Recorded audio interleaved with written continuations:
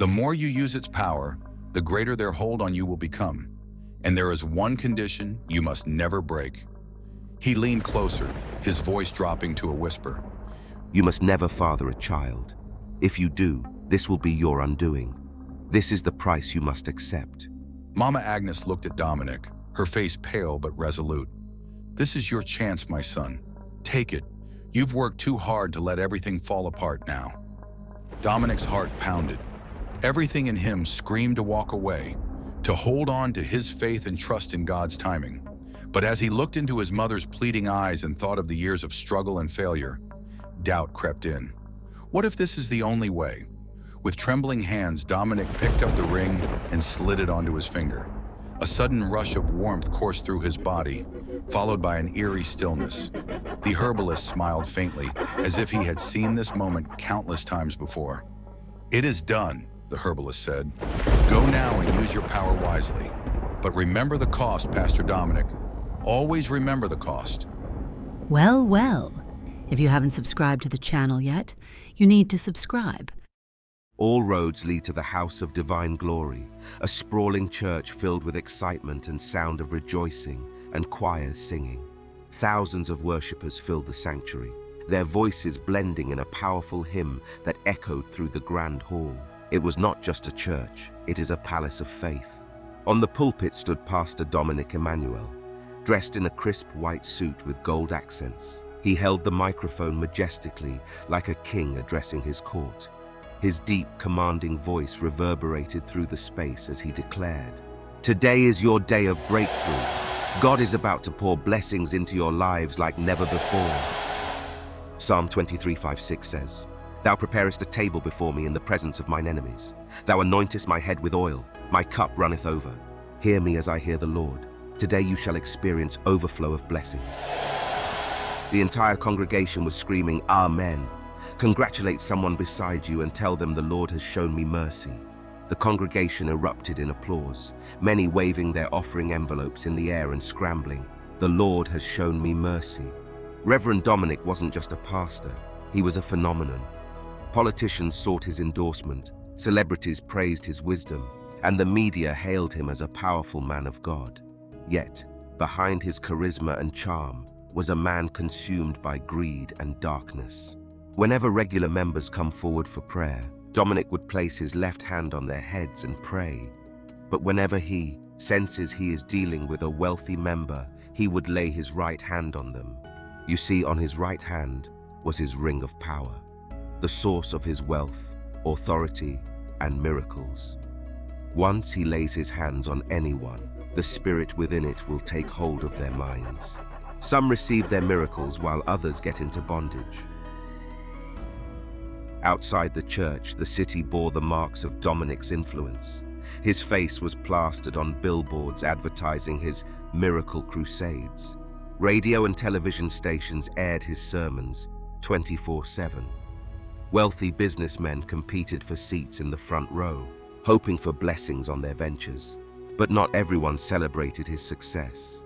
Quiet whispers of doubt and fear circled among the city's poor and disenfranchised. Stories of ruined lives and mysterious deaths followed those who tried to leave the church.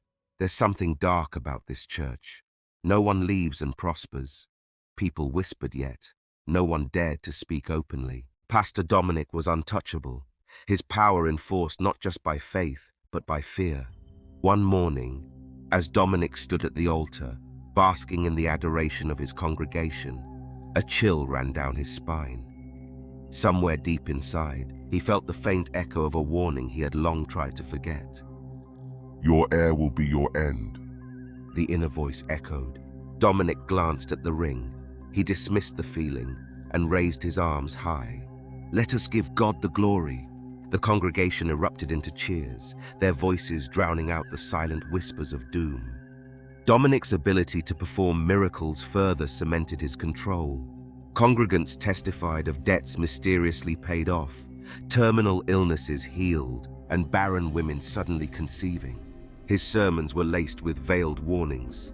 He will sometimes say, "God's hand is upon this church, but woe to anyone who dares to doubt or disobey his servant. You cannot fight God and win."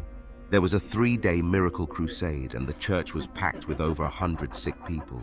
It was a power-packed program that happens only once a year, and everyone got delivered, but little did they know they healed, but were not made whole, as their healing was polluted and corrupt, not of God. After the miracle service, people still waited in line just to see him privately. Among those who came to see him was Chief Adebanjo. Chief Adebanjo was a man of prominence, a wealthy entrepreneur who had built his company, Adebanjo Industries, from the ground up. His reputation as a philanthropist and family man made him one of the most respected figures in the city. However, behind the polished image was a man drowning in desperation. Adebanjo's business had taken a sharp downturn in recent months. A major deal had fallen through. Creditors were circling like vultures, and his once loyal employees were threatening to strike over unpaid wages. Despite his best efforts to stabilize his finances, the situation only worsened. At the urging of a trusted friend of Adebanjo, attended a Sunday service at the House of Divine Glory. His friend spoke highly of Reverend Dominic, describing him as a man whose prayers could turn any situation around. Chief, I'm telling you, this man is not ordinary. I've seen him perform miracles with my own eyes. If you sow a seed of faith, God will surely bless your business. Skeptical but desperate, Adebanjo decided to visit the church. Adebanjo arrived at the church on a bustling Sunday morning. The grandeur of the building and the energy of the congregation overwhelmed him. As the choir sang, Dominic stepped onto the altar, radiating charisma. "Today, God will meet you at the point of your need," Dominic declared. "Whatever mountain stands in your way will crumble in Jesus' name." Adebanjo was captivated. When Dominic called for those in need of financial breakthroughs to come forward, Adebanjo found himself standing at the altar, surrounded by dozens of others. Dominic approached him, placing his hand on Adebanjo's head. The ring on his finger glinted faintly in the light as Dominic murmured a prayer. "The Lord has shown me your struggles, but he also showed me the solution. Sow a seed of faith today and watch him move in your life."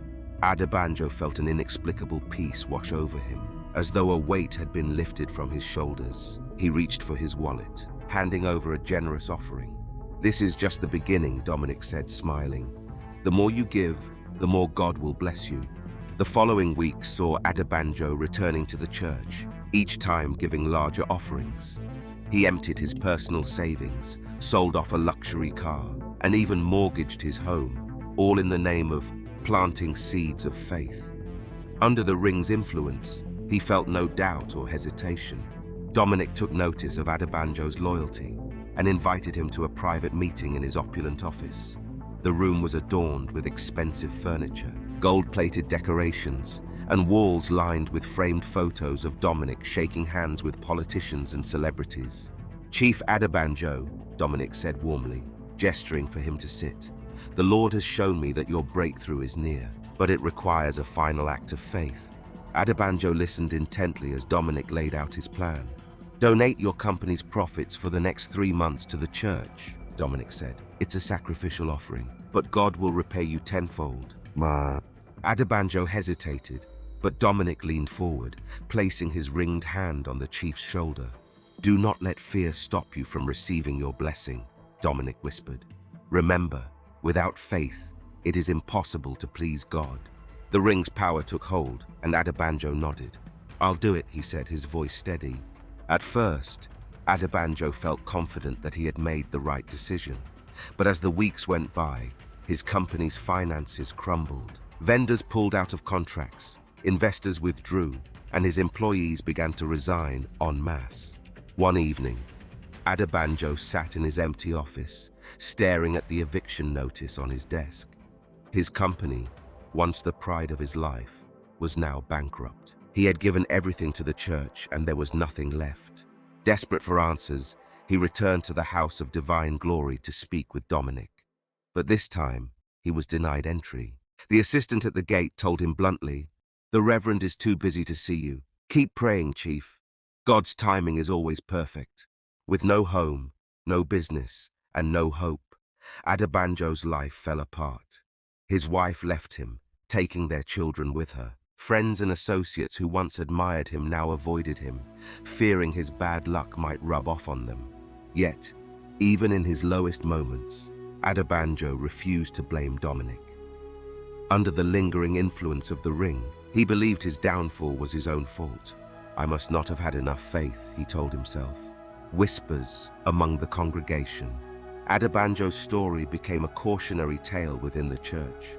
Though it was spoken of only in hushed tones, some members began to wonder if the blessings Dominic promised were real, or if they too were being led down a dangerous path.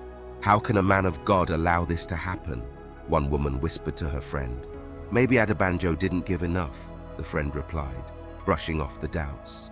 The fear of questioning Dominic kept most members silent, even as more stories like Adebanjo's began to surface. Dominic's reaction. Dominic, for his part, felt no remorse. As far as he was concerned, Adebanjo's failure was a result of his own inability to trust God completely. He continued to preach about the importance of sacrificial giving, using examples of other members who claimed to have experienced miraculous turnarounds. But deep down, Dominic knew the truth. The ring's power was not divine. It was dark, consuming, and insatiable. Dominic's influence wasn't limited to his congregation. Politicians courted his favor, attending services and seeking endorsements for their campaigns. Celebrities flaunted their relationships with him, sharing photos on social media. "Reverend Dominic is a man of vision," one senator said during a service. "He is the light this nation needs. We thank God for the anointing on his life, and may he reap the fruit of his labor." The entire congregation screamed, "Amen." Pastor Dominic was perplexed at this prayer. It felt like a curse because deep down, Dominic knows the truth. The ring's power is not divine, but dark, consuming, and insatiable. After service, Pastor Dominic withdraws back into his office. Earlier, a young woman had given her last savings, believing her financial breakthrough was near.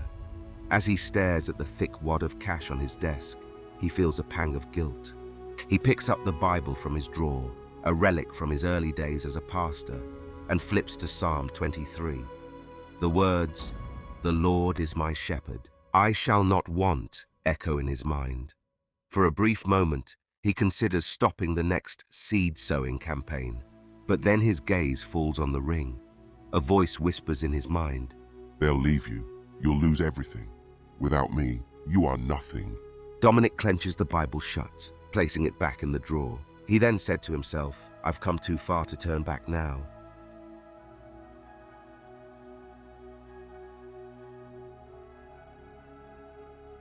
You see, Dominic Emmanuel wasn't always like this. He began his journey as a pastor with a burning passion to save souls and a firm belief in God's providence. His first church, a crumbling shack on the outskirts of Ogunjobi town, was built with the little savings he had and the labor of a few loyal followers. His congregation consisted mostly of impoverished villagers who were as desperate for hope as he was for a breakthrough. His sermons were heartfelt, and he preached the word diligently. But people wanted miracles, proof of God's power.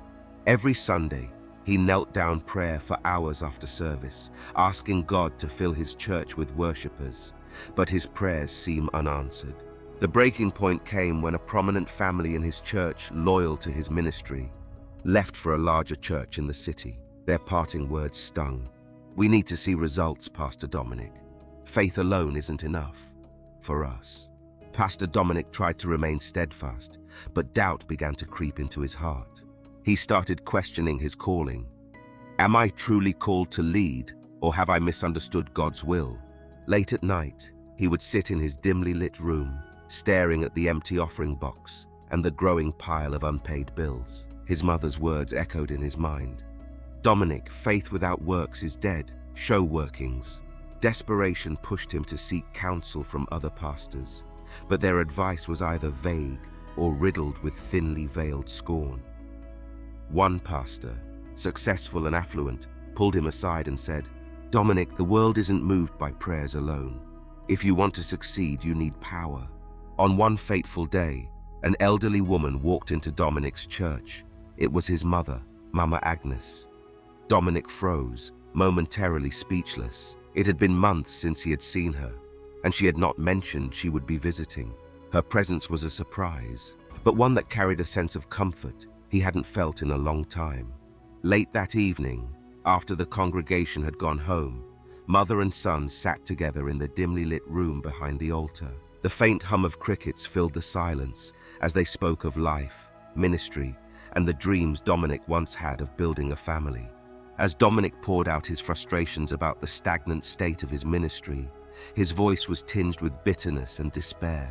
His mother listened intently, her hands clasped tightly, her face clouded with worry. For years, she had watched him carry this burden, and hearing his pain now broke her heart in ways she couldn't explain. Finally, she spoke, her voice trembling. "Dominic, my son, it is the greatest joy for a mother to see her child succeed in life. I have spent every day of my life praying for you, praying that God's blessings will follow you wherever you go. But," her voice cracked as tears welled in her eyes, "I don't know why my prayers seem to fall on deaf ears. What have I done wrong, my son? Why does heaven remain silent when all I ask for is your happiness?" She paused, her frail hands reaching out to hold his. "I see the weight you carry, my son. I see how it eats at you, and it tears me apart. A mother's heart cannot bear to see her child suffer like this. Tell me, what more can I do to help you? Please, my son, let me help you find the breakthrough you deserve." Dominic looked at her, his own eyes glistening. He wanted to reassure her, to tell her everything would be fine, but the words caught in his throat. Instead, silence hung between them, like a heavy shroud, their shared pain too overwhelming to put into words. Mama Agnes took a deep breath, her voice now firm with quiet determination. "There is a path, Dominic. It's not one I would choose under ordinary circumstances, but if it means seeing you rise above this, then I will take you to someone who can help." Dominic's brows furrowed, confusion mixing with the ache in his chest. "What are you talking about, Mama?" Her eyes searched his, brimming with a mix of hope and desperation. "There is a man, deep in the town of Odoroya. They say he has a gift, a way to change destinies. I swore I would never speak of him, but I can no longer watch you struggle like this. If this is wrong, then let God forgive me, but I must try, Dominic. I must try to save you." Dominic pulled his hands away, shaking his head. "Mama, no. You're talking about something that goes against everything I've ever stood for." Mama Agnes's voice broke again as she pleaded. "And what has standing done for you, Dominic? What has it brought you but pain and failure? You are my son, and I cannot sit by and watch you wither away. Even if it costs me everything, even my soul, I will not let you drown in this despair." Ma. Tears streamed down her face now, and Dominic felt his own resolve waver. He had never seen his mother so vulnerable, so desperate. The weight of her words pressed down on him, and for the first time in years, he felt utterly lost. "Mama, I don't know," he whispered, his voice barely audible. "Then let me carry this sin for you," she said, her voice steady now despite the tears. "Let me be the one to lead you there. If it means giving you the life I have prayed for, then so be it." The room fell into silence, broken only by the sound of their quiet sobs. The next morning, Dominic and Mama Agnes set out for Odoroya. Dominic remained silent for most of the journey, his mind churning with doubt and unease. Beside him, Mama Agnes held tightly to her shawl, clutching it as if it were her last line of defense against the whispers of guilt that lingered in her heart.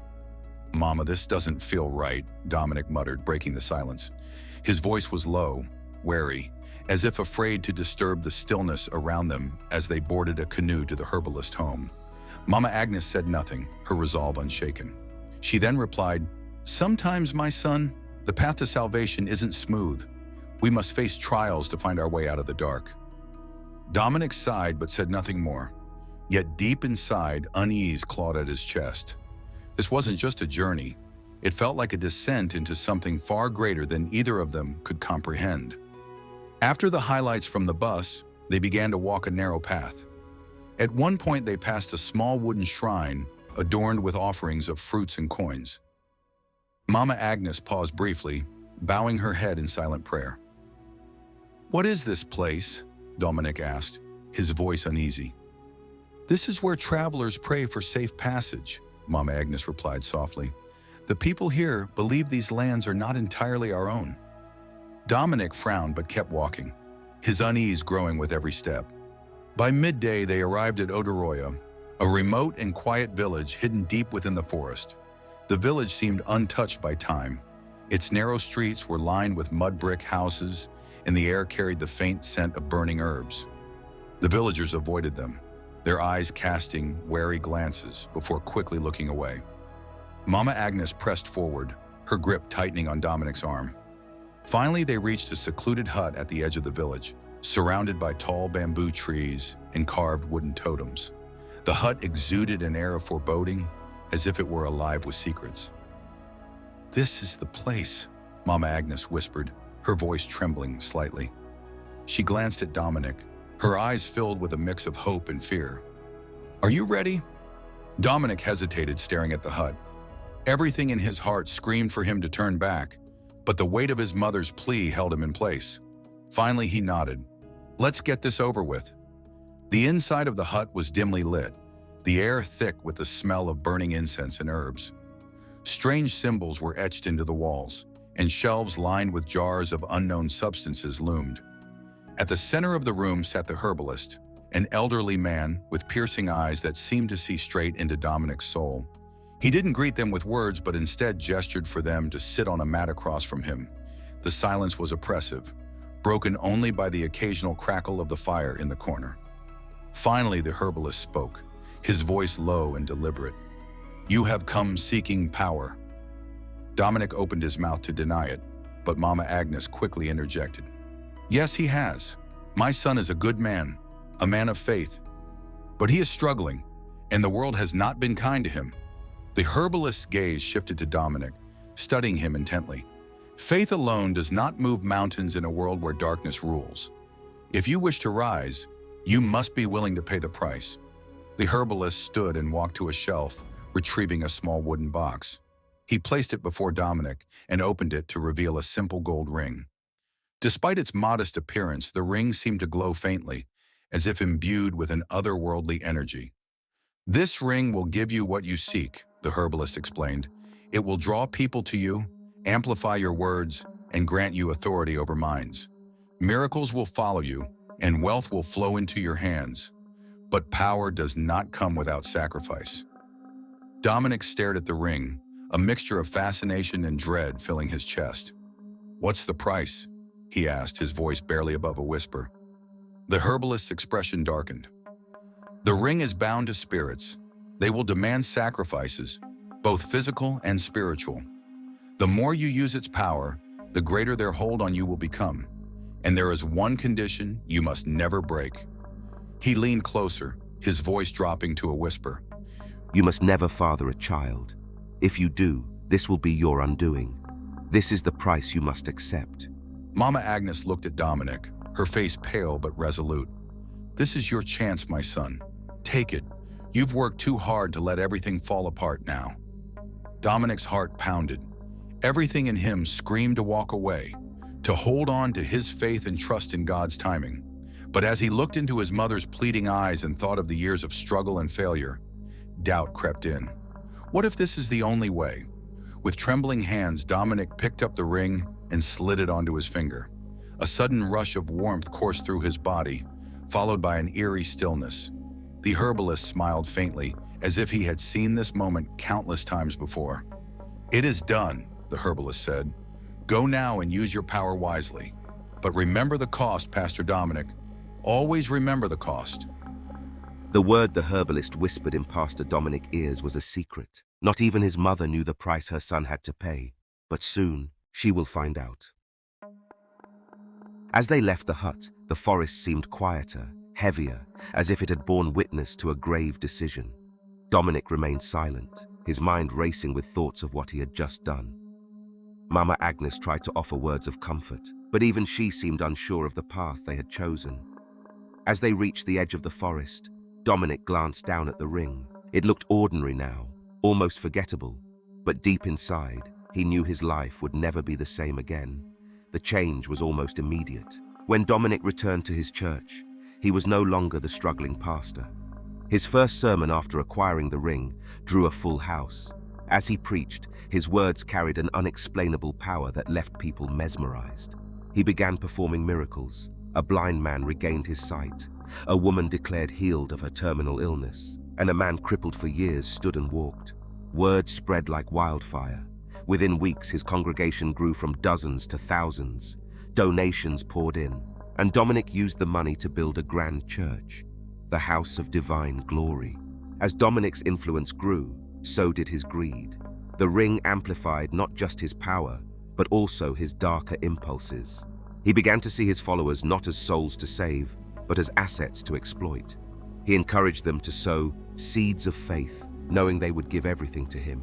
Wealthy businessmen like Chief Adebanjo were targeted specifically.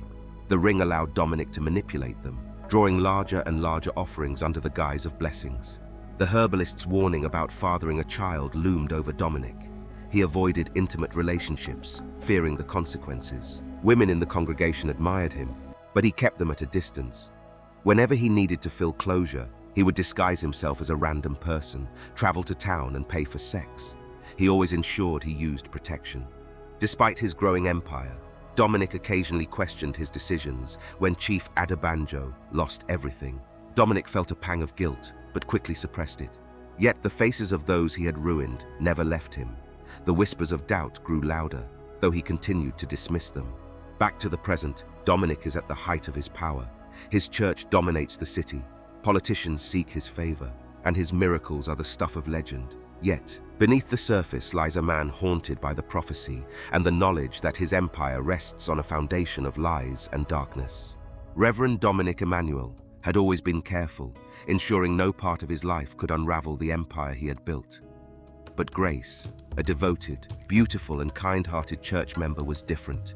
She adored him with unwavering loyalty, and Dominic found himself drawn to her in ways he couldn't control. Despite the risks, he began a secret affair with her, believing he could keep it hidden. When Grace confessed she was pregnant, Dominic was furious. Fear consumed him as the herbalist's warning echoed in his mind. Dominic's anger turned cold and calculating. He decided the pregnancy had to be terminated by any means necessary. Don't forget to like, subscribe, and share this video.